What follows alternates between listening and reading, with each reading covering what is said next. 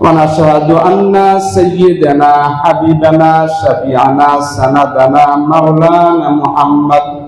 مولانا محمدا عبده ورسوله الذي أرسله الله بالحق بشيرا ونذيرا وداعيا إلى الله بإذنه وسراجا منيرا فقد قال الله تعالى في كلامه المجيد وفرقانه الحميد أعوذ بالله من الشيطان الرجيم بسم الله الرحمن الرحيم إن الله وملائكته يصلون على النبي يا أيها الذين آمنوا صلوا عليه وسلموا تسليما اللهم صل على سيدنا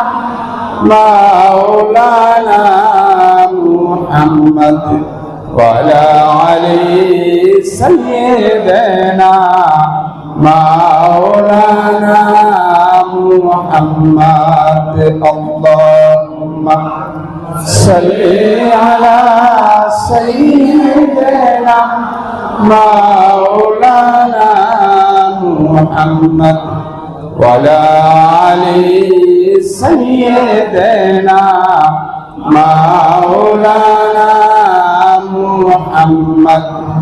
محمد हरगिज़ ना गुफ्ता ताना गुफ्ता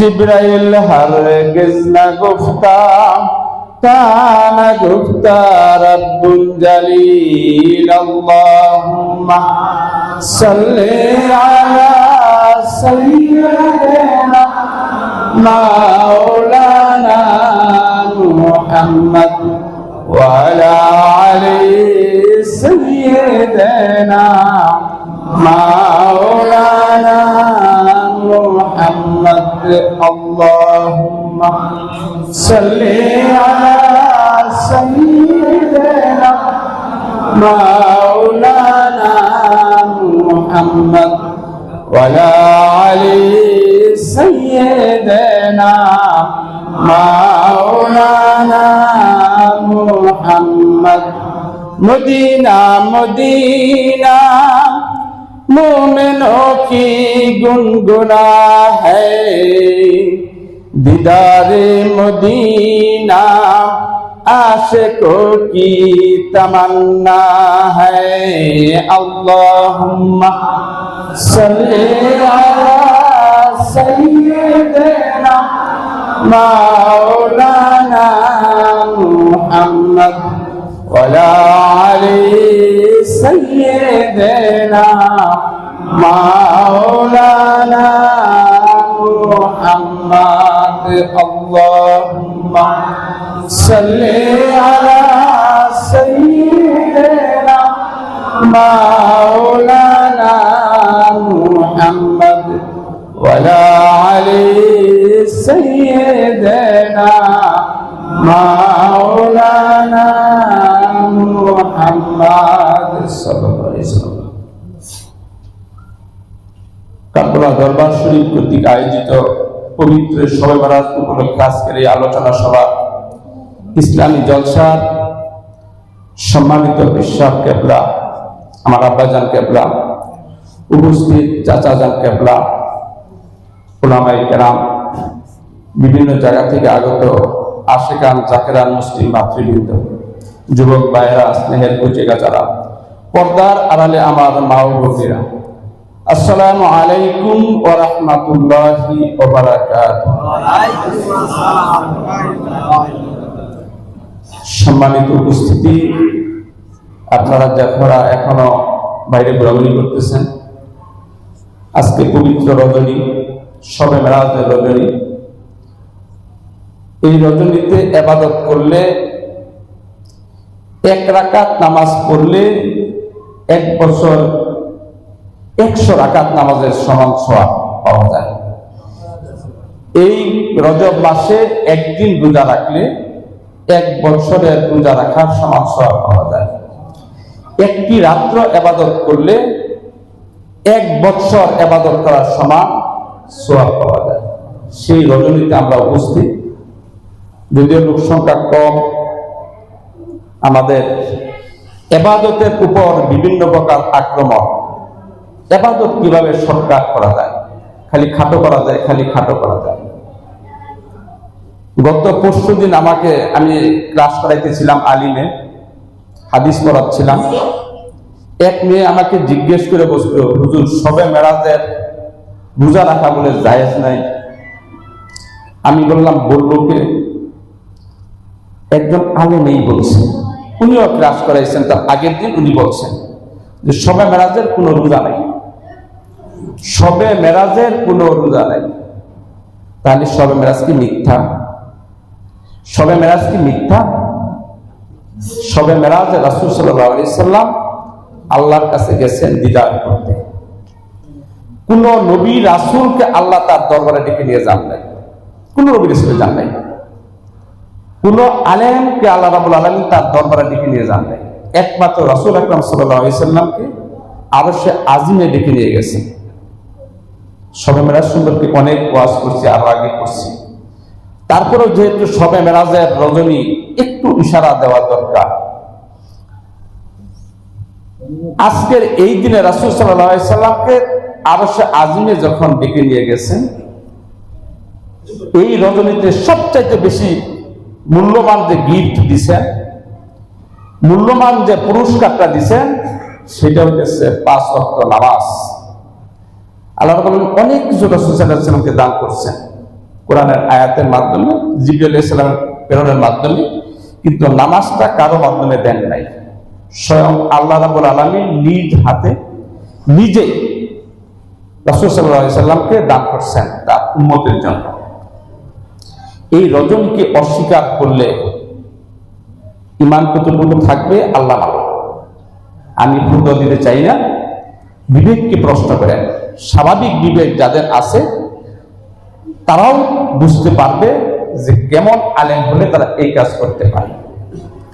সবকিছুর পরে বাদ দিলাম যে রজব মাসের কোনো ইবাদত নাই, বাড়তি কোনো রোজা নাই, কিন্তু নামাজ পড়লে, রোজা করলে অন্যায় হবে, দোষ হবে, কোনো মানুষ বলতে পারে?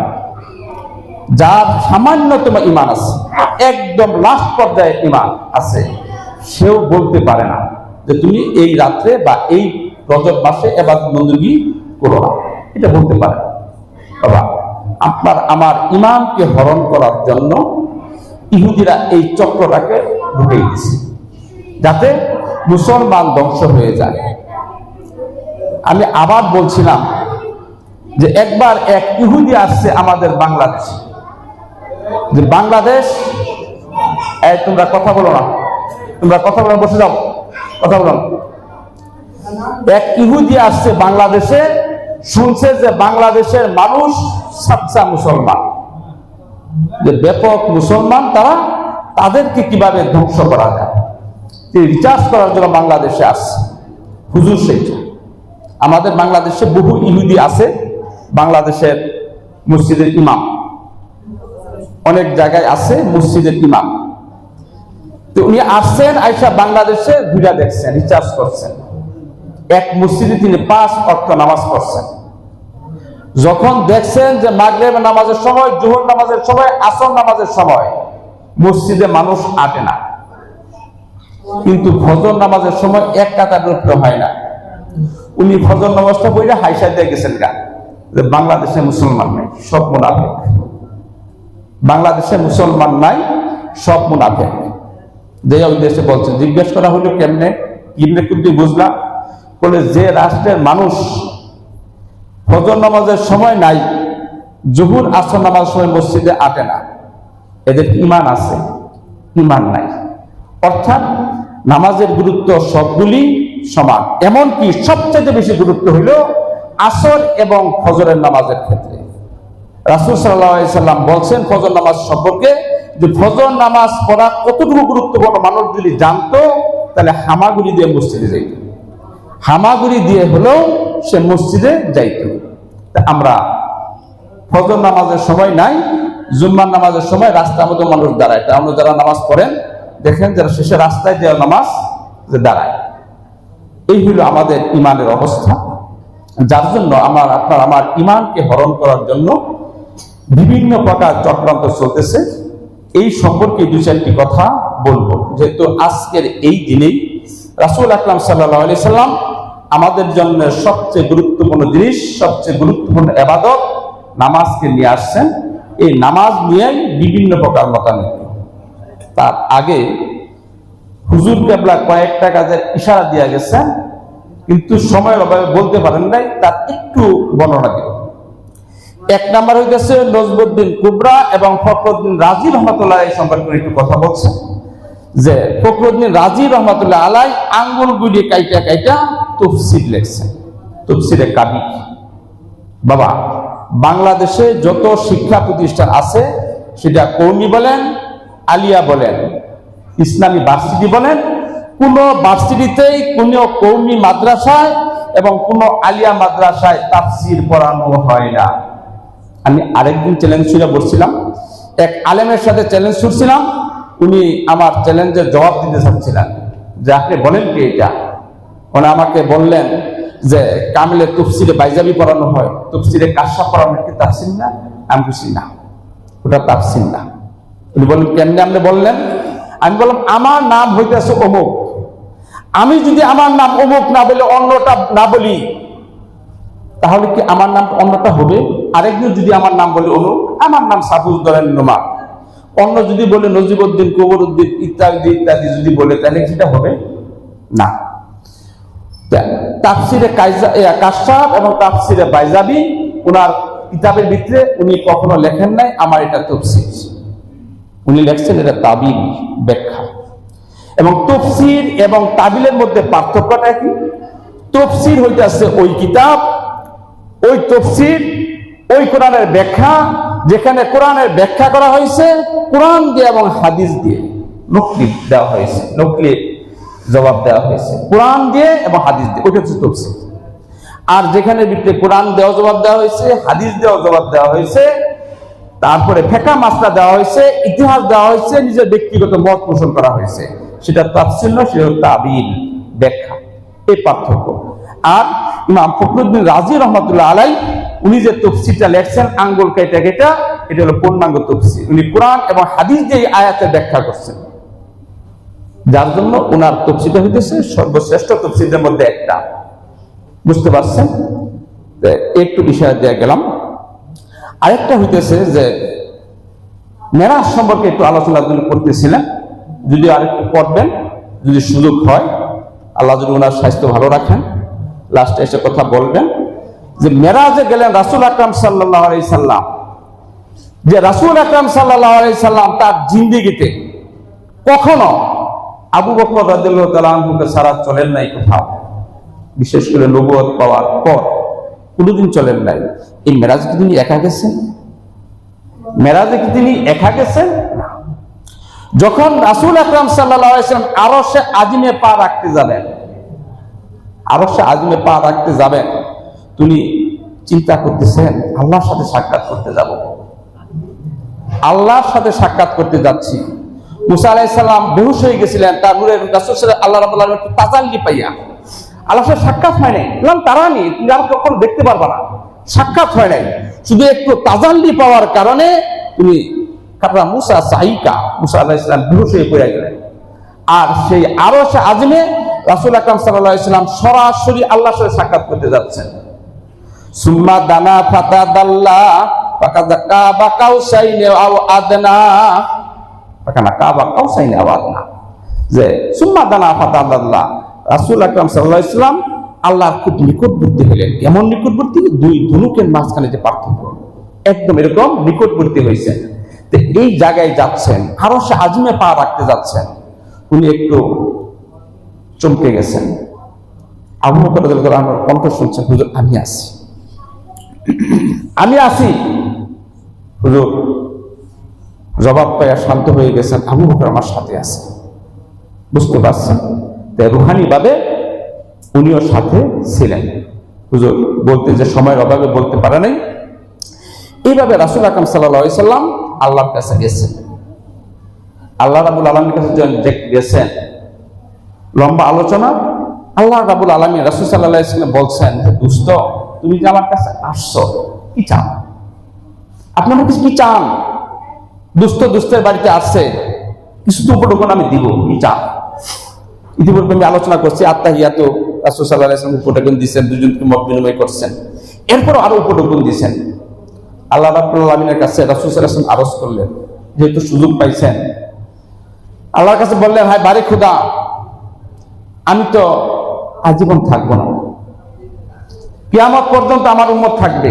প্রত্যেকটা নবী তার কওমের কাছে আসছে, উনি ইন্তেকাল করার সাথে সাথে ওনার জামানা শেষ হয়ে গেছে, আবার আরেকজন নবী আসছে, পর্যায়ক্রমে নবী আসছে। কিন্তু আমি যখন আপনার কাছে চলে আসবো, আপনার ডাকে সাড়া দিয়ে চলে আসবো, তখন তো আর আমার উম্মতরা কারো কাছে যাইতে পারবে না, নবী থাকবে না। আমি থাকা অবস্থায় যদি কোনো সমস্যায় পড়ছে, আমার কাছে চলে আসছে,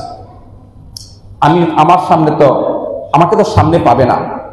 তখন আপনি আমার উম্মতদেরকে, আগে যারা নবী ছিলেন, নবীদের উম্মতরা বিভিন্ন প্রকার পাপ কাজ করার কারণে ভূমিধস, ভূকম্পন, ঘূর্ণিঝড় ইত্যাদি এবং চেহারা বিকৃতের মাধ্যমে বিভিন্ন গজব দিয়ে ধ্বংস করে দিচ্ছেন। আল্লাহ গো, আমার এই ইতিম উম্মতদেরকে আপনি ধ্বংস করে দিয়েন না, এভাবে ধ্বংস করে দিয়েন না।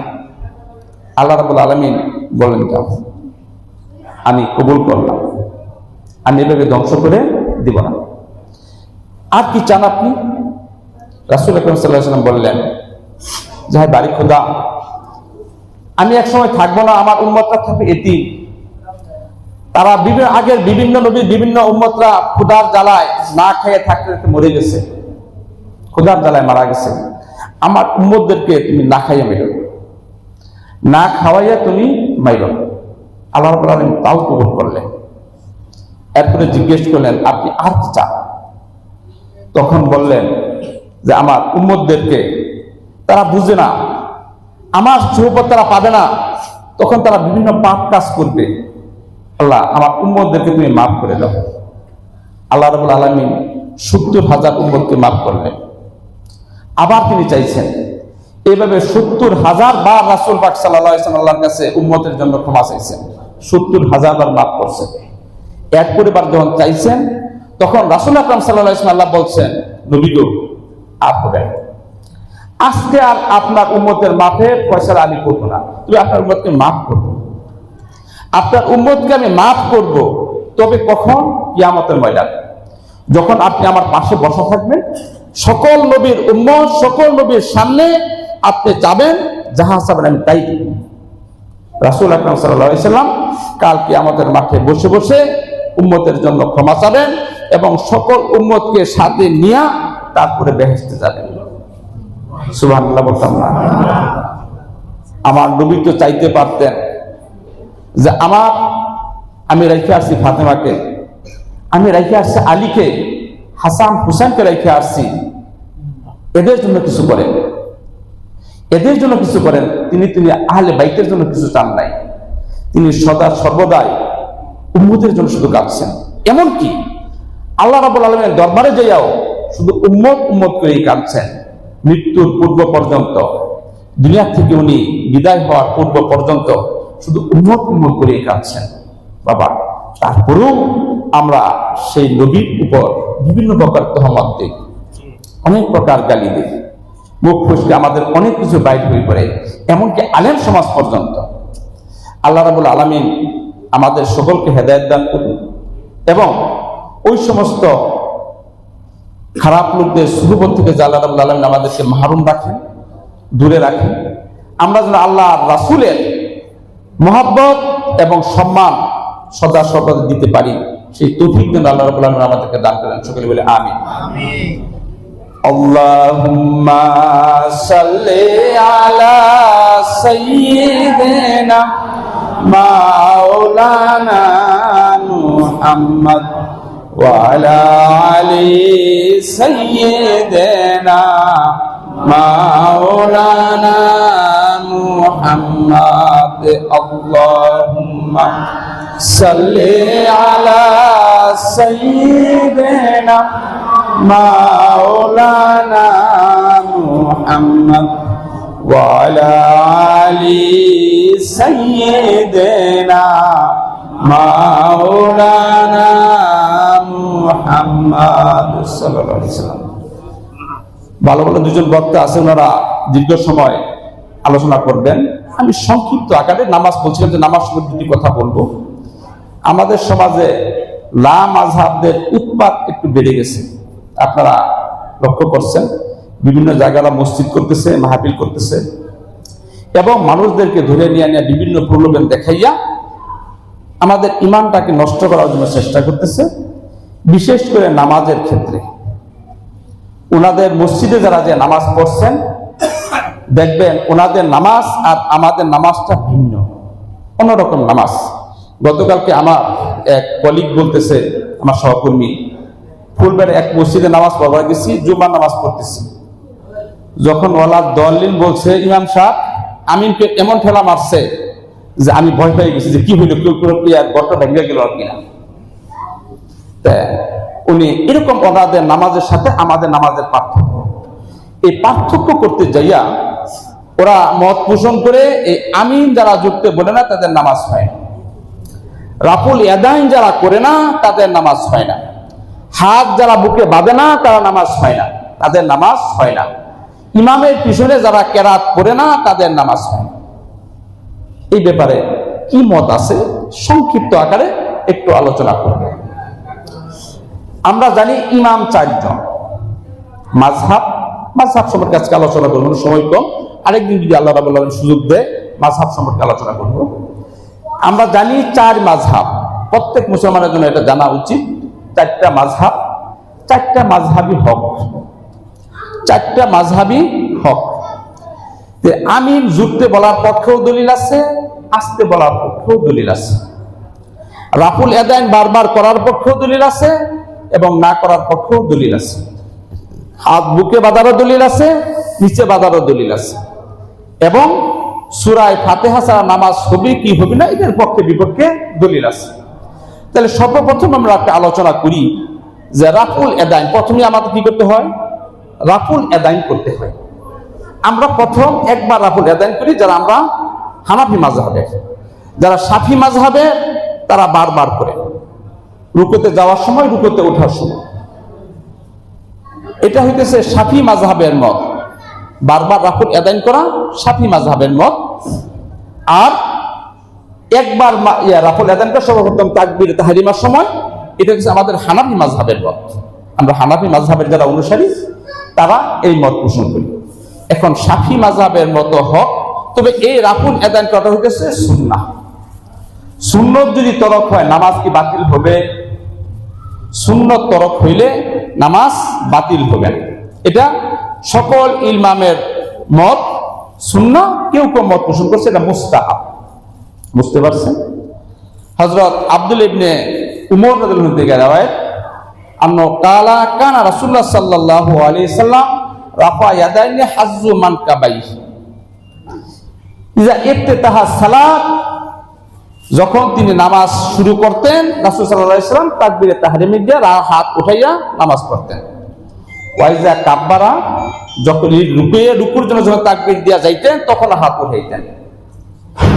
ওয়াইজা রাফা লি রুকু হইতে যখন তিনি উঠতেন তখনও তাকবীরে দিয়া হাত উঠাইতেন। এটা হলো আব্দুল্লাহ ইবনে উমর রাদিয়াল্লাহু আনহু থেকে হাদিসটা riwayat। এটা মিশকাত শরীফে হাদিস আছে, বিভিন্ন কিতাবে হাদিসটা আছে। আচ্ছা, তাহলে শাফি মাযহাব থেকে এটা riwayat হলো তাকবীর দেওয়ার সময়, তাকবীর তাহরিমার সময়, রুকুতে যাওয়ার সময়, রুকু থেকে ওঠার সময় এ রাফুল ইয়াদাইন করা যায়, শাফি মাযহাবের মত। তাহলে ইমাম আবু হানিফা বাদ দিলেন কেন? ইমাম আবু হানিফা রাহমাতুল্লাহ আলাইহি এটাকে বাদ দিলেন কেন? উনি শুধু একবারে মত পোষণ করলেন কেন? এটার পক্ষ দলিল আছে। মুসলিম শরীফের হাদিস, হযরত জাবির ইবনে সামুরা রাদিয়াল্লাহু তাআলা আনহু থেকে হাদিসটা riwayat। তিনি বলছেন যে একবার রাসূল আকরাম সাল্লাল্লাহু আলাইহি সাল্লাম আমাদের মাঝে আসলেন, তখন দেখলেন যে সাহাবারা নামাজ পড়তেছে, বেশ কয়েকজন লোক নামাজ পড়তেছে, এরকম বারবার হাত উঠাচ্ছে নামাজ। রাসূল সাল্লাল্লাহু আলাইহি ওয়াসাল্লাম জিজ্ঞেস করলেন, তুমি এটা বারবার করতেছো কেন? কেন এটা বারবার করতেছো? আর করবা না। সামরা জাবির ইবনে সামরা রাদিয়াল্লাহু আনহু শেষ সময়ে সাহাবী, তাহলে কিদমত দাঁড়াইল।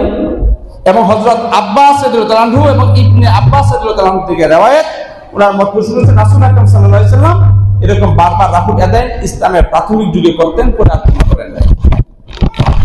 আবু হুরায়রা থেকে রওয়ায়াত, তিনি বলছেন যে আমি ওমর রাদিয়াল্লাহু আনহুর পিছনে নামাজ পড়ছি, আবু বকর রাদিয়াল্লাহু আনহুর পিছনে নামাজ পড়ছি, ওনারা বারবার এভাবে রাফুল আদায় করেন নাই।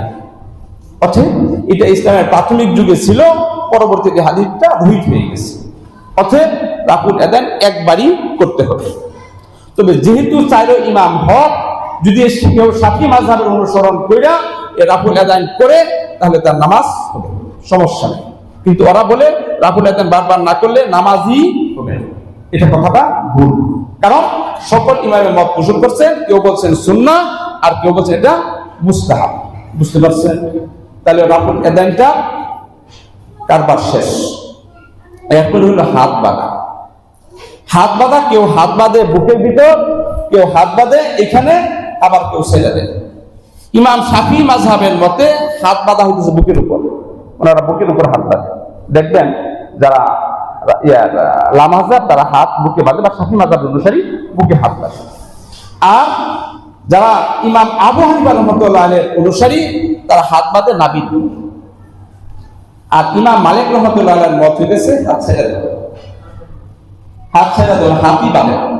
আর ইমাম আহমদ ইবনে হাম্বল রাহমাতুল্লাহ আলাইহির মত হইতেছে সব জায়গায় জায়েজ, সকল ক্ষেত্রেই জায়েজ। উনি সবথেকে সহজ মত পোষণ করতেন, সকল জায়গায় জায়েজ। বুকেও বাঁধা যাবে, পেটের ভিতরেও বাঁধা যাবে, নাভির উপরেও বাঁধা যাবে, ছাড়া দিলেও চলবে, উনি মত পোষণ করছে। আচ্ছা, তাহলে দলিল রাসূল আকরাম সাল্লাল্লাহু আলাইহি ওয়াসাল্লাম ইসলামের প্রাথমিক যুগে হাত বাঁধছেন, বাঁধতে বলছেন। কোথায়? একটা বাহুকে আরেকটা বাহুর উপর, একটা বাহুকে বাম হাতের উপর, বাম বাহুর উপর ডান বাহু, এটার উপর বিশেষ করে শাফি মাযহাবের অনুসারী বলছেন বাহু বলতে বোঝা যায় কুনি পর্যন্ত, বাহু বলতে বোঝা যায় কুনি পর্যন্ত। তাহলে কুনি যদি হাতের উপর রাখি আর যদি রাখি, তাহলে বুকের নিচে নামে না, বুকের নিচে নামে না। অতএব বুকের উপর হাত বাঁধতে হবে, এটা হলো মত। কিন্তু বুকের উপর হাত বাঁধার কথা বুখারী শরীফে নয়, মুসলিম শরীফে হাদিস এরকম আসে না। বাহুর উপর হাত রাখতে বলছে, বাহুকে বিশেষ করে নির্যাতকেরা বলছেন বুকের উপর হাত রাখতে। তাহলে ইমাম আবু হানিফা রাহমাতুল্লাহ আলাইহি পাইলেন কোথায় যে নাভির উপর হাত রাখতে হবে? এটা মুসলিম শরীফের একটা হাদিস, হযরত আবু হুরায়রা থেকে রওয়ায়াত। তিনি বলছেন রাসূল আকরাম সাল্লাল্লাহু আলাইহি ওয়াসাল্লাম বলছেন, তোমরা ডান হাত দ্বারা বাম হাতকে ধরবে, ডান হাতের তালু দ্বারা বাম হাতকে ধরবে। যদি ডান হাতের তালু দ্বারা বাম হাতকে ধরতে চায়, হাত এটা, তাহলে এটা দেওয়ার পরে হাত যদি সেটা দেওয়া হয় নাভি পর্যন্ত বসে। এবং উনি বলছেন আব্দুল্লাহ ইবনে উমর রাদিয়াল্লাহু থেকে রওয়ায়াত, আমি আবু বকর রাদিয়াল্লাহু আনহুর পিছনে নামাজ পড়ছি, উমর রাদিয়াল্লাহু আনহুর পিছনে নামাজ পড়ছি, তারা সদা হাত নাভির উপর বাঁধছে। অতএব হাত বাঁধার সৃষ্টি নাভিতে, এটাও সমস্যা, এটাও সমস্যা। কেউ কেউ বলছেন এটা সুন্নাত, কেউ কেউ বলছেন এটা মুস্তাহাব, এটা নিয়েও সমস্যা। এরপরে আসেন আমিন বলেন। আমিন কখন কেমনে বলতে হবে? আস্তে বলতে হবে না বড় বলতে হবে? এক হাদিস আছে হযরত আব্দুল্লাহ ইবনে উমর থেকে রওয়ায়াত, তিনি বলছেন যে হিজর ইবনে ওয়াইল রাদিয়াল্লাহু আনহু থেকে রওয়ায়াত যে রাসূল আকরাম সাল্লাল্লাহু আলাইহি ওয়াসাল্লাম যখন ওয়ালা দাল্লিন বললেন, তখন তিনি আমিন বলছেন মাত্রা সাওতা, তাহার মতটাকে উচ্চারণ। এটা ইসলামের প্রাথমিক যুগে তিনি করছেন, কিন্তু পরবর্তীতে তিনি আর আমিন যুক্ত করেন নাই। ইমাম আবু হানিফা রাহমাতুল্লাহ আলাইহি এখানে দলিল পেশ করেছেন, রাসূল সাল্লাল্লাহু আলাইহি ওয়াসাল্লাম শিক্ষা দেওয়ার জন্য আমিন বলছেন। কেননা অন্য হাদিসে আছে যখন কোন বান্দা নামাজ পড়ে, নামাজ পড়ার সময় আমিন বলে, তার আমিন বলাটা যদি মালাইকা ফেরেশতাদের সমপর সাথে হয়ে যায়, তাহলে আল্লাহ রাব্বুল আলামিন তাকে ক্ষমা করে দেন, আল্লাহ রাব্বুল আলামিন তাকে ক্ষমা করে দেন। এই জন্য আমিন বলাকে শিক্ষা দেওয়ার জন্য এটা বলছে। ও আরেকটা কথা আমি ভুলে গেছিলাম, যে হাত বাঁধার ব্যাপারে ইমাম আবু হানিফা রাহমাতুল্লাহ আলাইহি যখন মত পোষণ করছে যে রাসূলুল্লাহ সাল্লাল্লাহু আলাইহি ওয়াসাল্লাম যখন হাত বুকে বাঁধছিলেন সেটা শিক্ষা দেওয়ার জন্য মহিলাদের দুপক্ষ থেকে দলিল তিনি গ্রহণ করছেন, গ্রহণ করে তিনি মত পোষণ করছেন যে বুকে হাত বাঁধা হইতেছে মহিলাদের জন্য, আর নাভির নিচে হাত বাঁধা হইতেছে পুরুষদের জন্য। সবথেকে যে জিনিসটা নিয়ে মজা লাগলো যে সূরা ফাতিহা পড়তে হবে কিনা। হযরত উবাদা ইবনে সামিত রাদিয়াল্লাহু আনহু থেকে রওয়ায়াত, উবাদা ইবনে সামিত রাদিয়াল্লাহু আনহু কালা রাসূলুল্লাহ সাল্লাল্লাহু আলাইহি ওয়াসাল্লাম লা সালাতা ইল্লা বিফাতিহাতিল কিতাব। হযরত উবাদা ইবনে সামিত রাদিয়াল্লাহু আনহু তিনি বলেন রাসূলুল্লাহ সাল্লাল্লাহু আলাইহি ওয়াসাল্লাম ইরশাদ করেছেন যে নামাজের ভিতরে সূরা ফাতিহা পড়া হয় না সেই নামাজ হয় না। সূরা ফাতিহা ছাড়া নামাজ নাই। এই হাদিসকে দলিল হিসাবে পেশ করে যারা লামাযহাব শাফি মাযহাবের অনুসারী তারা বলেন যে অবশ্যই ইমামের পিছনে হোক একা হোক সকল ক্ষেত্রেই সূরা ফাতিহা পড়তে হবে, সূরা ফাতিহা পড়তে হবে, কারণ সূরা ফাতিহা ছাড়া নামাজ নাই। এই হাদিস হইল তার দলিল। তাহলে ইমাম আবু হানিফা রাহমাতুল্লাহ আলাইহি বাদ দিলেন কেমনে? হাদিস তো বাদ দিতে পারেন না। ইমাম আবু হানিফা রাহমাতুল্লাহ হাদিসের বিরোধী ছিলেন, হাদিস তো তিনি বাদ দিতে পারেন না। বাবা উনি এই হাদিসের ব্যাখ্যা করছেন। কি ব্যাখ্যা করছেন? এক নাম্বার ব্যাখ্যাটা হইতেছে যে রাসূল সাল্লাল্লাহু আলাইহি সাল্লাম এই কথা কখনো বলেন নাই যে ইমামের পিছনে সূরা ফাতিহা পড়তে হবে। ইমামের পিছনে কথা বলা হয়নি, বলা হয়েছে নামাজ হবে না সূরা ফাতিহা ছাড়া। আর যদি ইমামের সাথে পড়ে সেটা আলাদা হাদিস আছে, ওই হাদিসে আমি আসতেছি যে নামাজ সূরা ফাতিহা ছাড়া নামাজ হবে না, সূরা ফাতিহা অবশ্যই পড়তে হবে। রাসূল সাল্লাল্লাহু আলাইহি ওয়াসাল্লাম বলেছেন বদর সাহাবাদের থেকে রাওয়ায়াত লা সালাতা ইল্লা বিফাতিহাতিল কিতাব, সূরা ফাতিহা ছাড়া কোনো নামাজ নাই। ঠিক তো আছে, কেউ না কেউ পড়লেই চলবে, কেউ না কেউ যদি একা পড়ি তাহলে অবশ্যই আমাকে পড়তে হবে, আর যদি আমি ইমামের সাথে পড়ি তাহলে ইমাম যদি পড়ে তাহলেই চলবে। ইমাম আবু হানিফা রাহমাতুল্লাহ দলিল কি? দলিল তো লাগবে, দলিল ছাড়া কি কথা বলা যাবে? উনি কোরআন দিয়া দলিল দিয়েছেন, ইজা কুরিয়াল কুরআনা ফাসতামিউ লাহু ওয়ানসিতু। যখন কোরআন তেলাওয়াত করা হয় ফাসতামিউ, তোমরা মনোযোগ সহকারে শ্রবণ করো এবং চুপ থাকো। এটা কোরআনের আয়াত।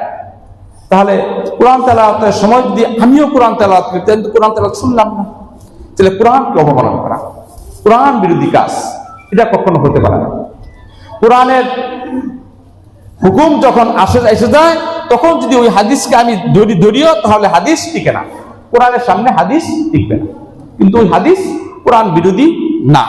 এটা হলো একাকী নামাজ পড়ার ক্ষেত্রে সূরা ফাতিহা পড়তে হবে, আর ইমামের পিছনে যদি নামাজ পড়ি তাহলে সূরা ফাতিহা পড়া যাবে না, ইমামের কেরাতি কেরাত। অন্য জায়গায় হযরত আব্দুল্লাহ ইবনে উমর থেকে রাওয়ায়াত, মানলো ইমামুন ফা কেরাতুল ইমামে কেরাত, যার ইমাম আছে অর্থাৎ যিনি ইমামের পিছনে নামাজ পড়েন তাহলে ইমামের কেরাতি কেরাত। এবং আবু হুরায়রা থেকে রাওয়ায়াত, ইজা কুরিয়াল কোরআনা ফানসিতু, তিনি হাদিসের ভিত্তিতে পেশ করছেন যখন কোরআন তেলাওয়াত করা হয় তখন তোমরা কি করবা? চুপ থাকবা। বুঝতে পারছেন? উনি দলিল দিয়েছেন হাদিস দিয়া এবং কোরআন দিয়া।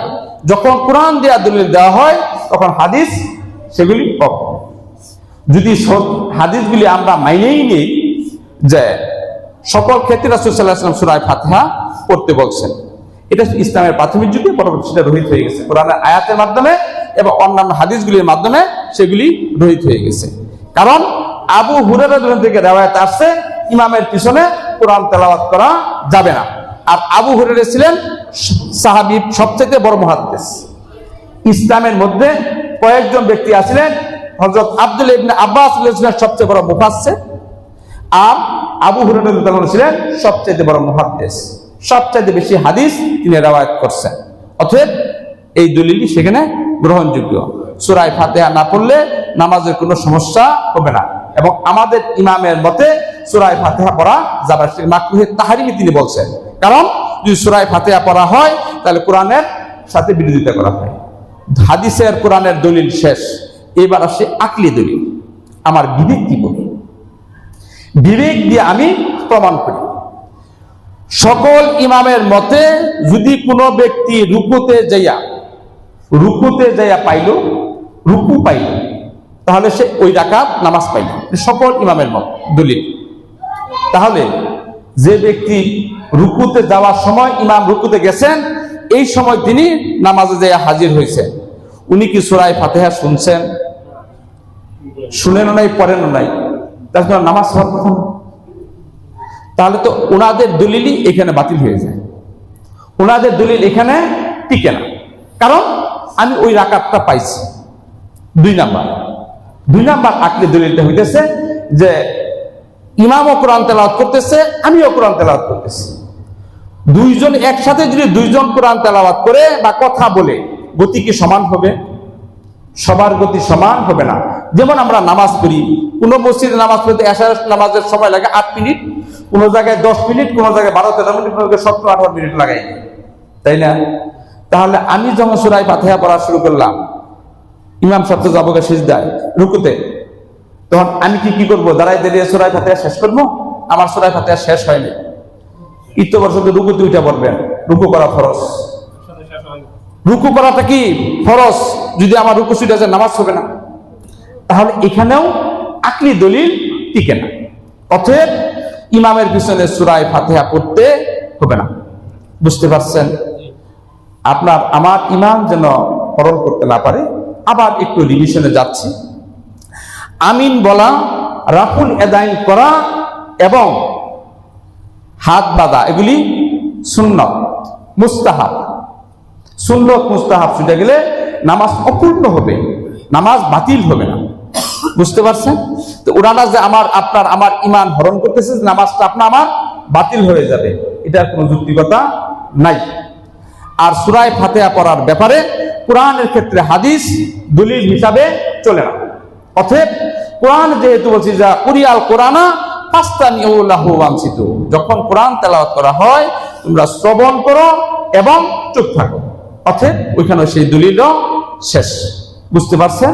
আপনার আমাকে যেন তারা জোর করে ওই পন্থায় নিয়ে যেতে না পারে। এরপরে আসেন, আমরা যখন নামাজে দাঁড়াই, যারা লামাজাবদের সাথে বসছেন, নামাজ পড়ছেন, ওরা খালি পাও মধ্যে পাড়া মারে, দেখছেন না? ওদের পাও খালি ফাঁকা করে অনেকটুকু ফাঁকা করে রাখে। ওনাদের কি হইল, ফাঁকা এমন ভাবে করতে হবে যদি আমার পায়জামা পরা থাকে তার ভিতর যেন কি একজন ইজিলি যেতে পারে, এরকম কোনো কিছু নাই। এটা হলো ভুয়া কথা। একজন মানুষ মোটা, সে পাউডার একটু ফাঁক করে দাঁড়াবে। একজন মানুষ চিকন, সে একটু চাপায়ে দাঁড়াবে, সবভাবে চলে। অর্থাৎ নামাজ পড়ার ক্ষেত্রে আপনার দাঁড়ানোর সিস্টেমটা হচ্ছে আপনার বডির ব্যালেন্স যেন আপনি ঠিক রাখতে পারেন। আপনার যে বডির ব্যালেন্সটা আছে, সেই ব্যালেন্সটা যেন ঠিক রাখতে পারেন, এতটুকু সিস্টেম করে দাঁড়ালেই চলবে। যে অনেক ফাঁক করে দাঁড়াইতে যাবেন, দেখবেন যে পা ব্যথা শুরু হয়েছে, সে নামাজ শেষ করতে পারবেন না।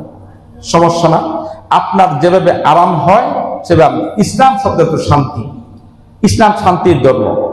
আপনার বডি যেভাবে আপনাকে সাপোর্ট করে, আপনার শান্তি লাগে, আপনার দিলে শান্তি আসে, এভাবে আপনি নামাজ পড়বেন। ইসলাম কোনো জিনিস কঠোরতা স্থাপন করে নাই, কোনো ক্ষেত্রে কঠোরতা স্থাপন করেন নাই। তাই যদি হইতো নামাজে দাঁড়াইয়া নামাজ পড়া ফরজ, আহকাম আরকানের মধ্যে একটা দাঁড়াইয়া নামাজ পড়া, এটা ফরজ। কিন্তু সকল ক্ষেত্রে কি যদি আমি বলি যে দাঁড়াইয়া নামাজ না পড়লে নামাজ পড়া লাগতো না, দাঁড়াই নামাজ পড়তে পারবেন, তোমার নামাজ হবে না, তাহলে একজন মাজুর ব্যক্তি পায়ে ব্যথা পাইছে, সে কি করবে? নামাজ বাতিল করে দিবে না। তার ক্ষেত্রে বৈশা নামাজ পড়া যায়। বৈশাও পড়তে পারে না, তখন তার ক্ষেত্রে শুইয়াও নামাজ পড়া যায়। নামাজে দাঁড়াইয়ে স্থির হয়ে নামাজ পড়ার জন্য ফরজ না, সকল ক্ষেত্রে স্থির হয়ে নামাজ পড়া ফরজ না। আপনাকে শত্রু পিছে দাওয়া করছে, শত্রু আপনাকে পিছে দাওয়া করছে, আপনি এখন নামাজের সময়ও যাচ্ছে, এখন নামাজ ছেড়ে দিবেন? আপনার জন্য একজন পুরুষ মানুষের ক্ষেত্রে কোনো অবস্থাতেই নামাজ বাতিল করার সিস্টেম নাই। একজন পুরুষ মানুষ যদি সে পাগল না হয়ে থেকে থাকে, মস্তিষ্ক বিকৃত হয়ে না থেকে থাকে, যদি মাতাল না হয়ে থেকে থাকে, সেন্সলেস যদি না হয়ে থেকে থাকে, তাহলে তার জন্য নামাজ থেকে বিরত থাকার কোনো সিস্টেম নাই।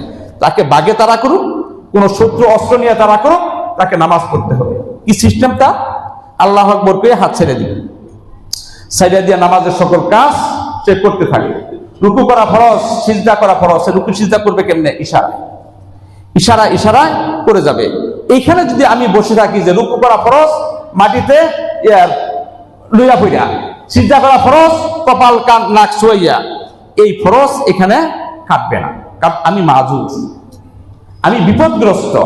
এই অবস্থায় এই ফরজ এখানে টিকবে না।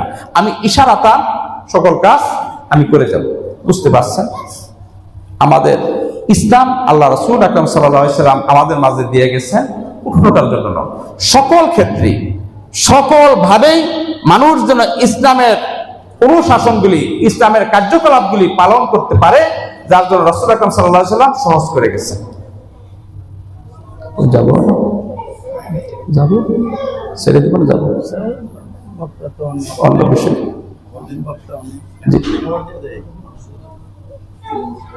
যাই হোক, নামাজ সম্পর্কে একটু আলোচনা করলাম।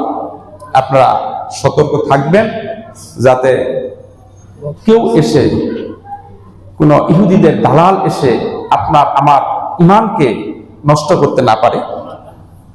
খাবারের সময় হয়ে গেছে এবং দুইজন বক্তা আছে, অনেক বিশ্ববাসী বক্তা, ওনারা ওয়াজ করবেন।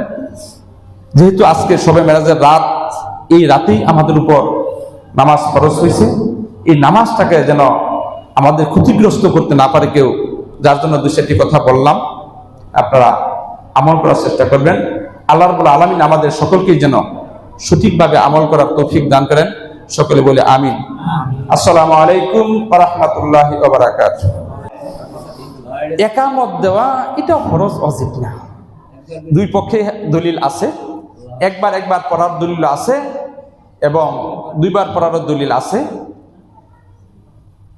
রাসূল আকরাম সাল্লাল্লাহু আলাইহি সাল্লাম যখন আজান শিক্ষা দিলেন, লম্বা ইতিহাস বলতে গেলে অনেক সময় দরকার, 10 মিনিট শেষ করে দেব ইনশাল্লাহ। যে নামাজ যখন শুরু হইল, নামাজের জন্য ডাকাডাকি করবে কেন? প্রশ্ন থাকে না যে নামাজের জন্য ডাকতে হবে? আজান তখনও শুরু হয়নি, নামাজের জন্য কেমনে ডাকাডাকি করবে? এটা নিয়ে মোটামুটি সাহাবীদেরকে বৈঠক বসলো। বৈঠক বসার পরে কোনো সাহাবী বলল, হুজুর এক কাজ করি, সিংহায় ফুক দিব। সিংহায় যদি ফুক দিয়ে বাঁশি ফোয়াবো, মানুষ বুঝবো যে নামাজের সময় হয়ে গেছে। তখন একজন বুঝলো যে হুজুর, এটা ইহুদিদের কাজ, এই কাজ করা যাবে না। আচ্ছা, আরেকজনে মত পোষণ করলো, হুজুর আগুন জ্বালাই দিই, বিশাল বড় করে আগুন জ্বালাবো, আগুন দেখে মানুষ মনে করবে যে নামাজের সময় হয়েছে, মানুষ দূরে দূরে আসবে। তখন এটা বললো, হুজুর তাহলে অগ্নি উপাসকদের কাজ, এই কাজও তো করা যেতে পারে না। আরেকজন বললো, হুজুর তাহলে এক কাজ করবো, লোক পাঠাই দিব, ডাকে ডেকে আনবো। আরেকজন বললো যে ডাইকা ডেকে যে আনবা, আনতে আনতে নামাজের সময় চলে যাবে, তাও তো সম্ভব হয়। তাহলে কি করা যায়? মোটামুটি ওই দিন আলোচনা কইরা শেষ করে যে আজকে আপাতত চলে যাও, পরে কালকে দেখা যায় কি হয়। ওই দিন রাত্রে হযরত জায়েদ বিন সাবেত জায়েদ বিন হারিসা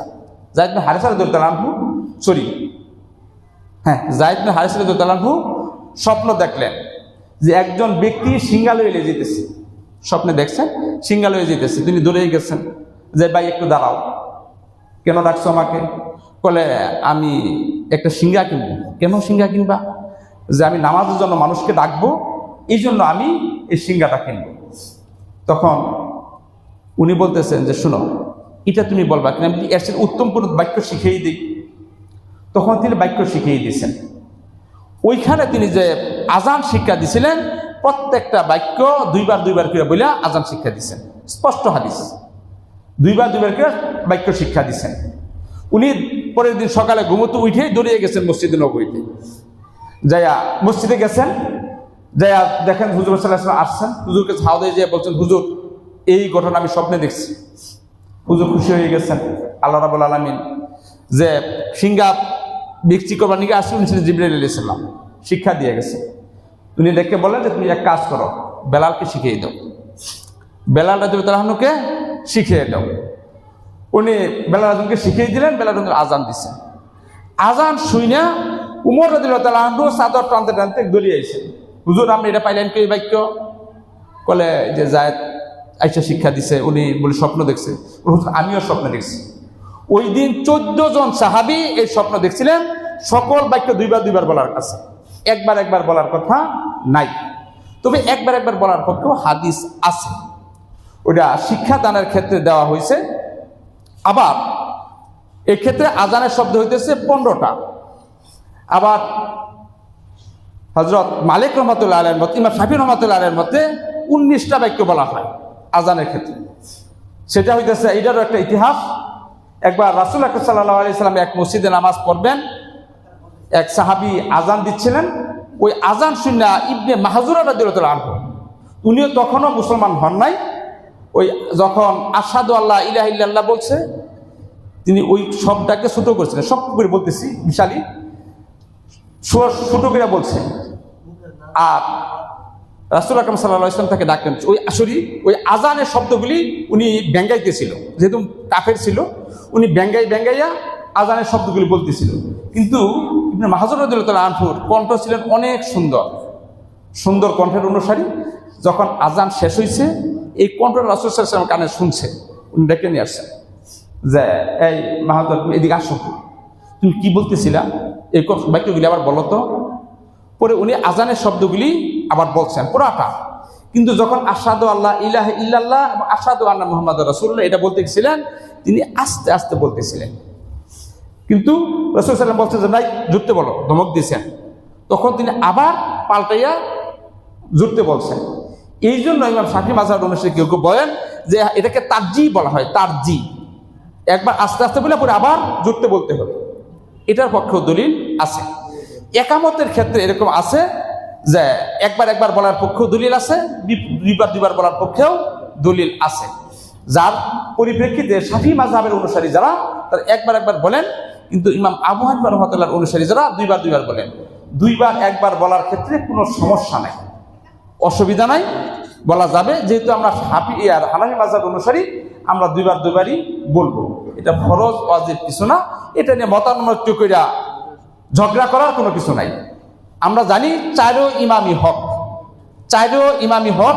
কারণ যখন ওনারা ইমাম হইছেন, ইমাম ছিলেন, এই 4টা মাযহাব যখন প্রতিষ্ঠিত হয়, তৎকালীন যুগে যত আলেম সমাজ আছেন, এই 4টা মাযহাবের উপর ঐক্যমত পোষণ করছেন, এজমা হয়ে গেছে। যেহেতু এজমা হয়ে গেছে, চারো মাযহাবই হক। কিন্তু আপনি স্যার যেখানে দেখছেন, ওরা আসলে কোনো মাযহাবের অনুসারী না, ওরা হচ্ছে লা মাযহাব, ওরা মাযহাব মানে না। যারা মাযহাব মানে না তাদেরকে আমরা মুসলমান বলি না। কারণ আল্লাহ রাব্বুল আলামিন বলেছেন, ইয়া আইয়ুহাল্লাযীনা আমানু আতিউল্লাহ ওয়া আতিউর রাসূল ওয়া উলিল আমরি মিনকুম। ঈমানদারগণ, তোমরা আল্লাহর রাসূলের অনুসরণ করো এবং উলুল আমর যারা, তাদের তোমরা অনুসরণ করো। ইমাম শাফিঈ, ইমাম আহমদ ইবনে হাম্বল, ইমাম মালিক রাহমাতুল্লাহ আলাইহি এবং ইমাম আবু হানিফা রাহমাতুল্লাহ আলাইহি, ওনারা উলুল আমর ছিলেন এবং ওনারা মাযহাব সৃষ্টি করে গেছেন। আল্লাহ যদি তৌফিক দেয়, সময় কম, শবে বরাতের রজনীতে এই মাযহাব সম্পর্কে ইনশাআল্লাহ আলোচনা করব, আল্লাহ যদি সুযোগ দেয়। স্যারের প্রশ্নের জবাব যদি হয়ে থেকে থাকে তাহলে ধন্যবাদ। আমি শেষ করে আবার প্রশ্নের একটু জবাব দিতে কথা বলছি। ক্ষমা সুন্দর দৃষ্টিতে দেখার উদাত্ত আহ্বান জানিয়ে আমি আমার আলোচনা এখানে শেষ করছি। আসসালামু আলাইকুম ওয়া রাহমাতুল্লাহি ওয়া বারাকাতুহু।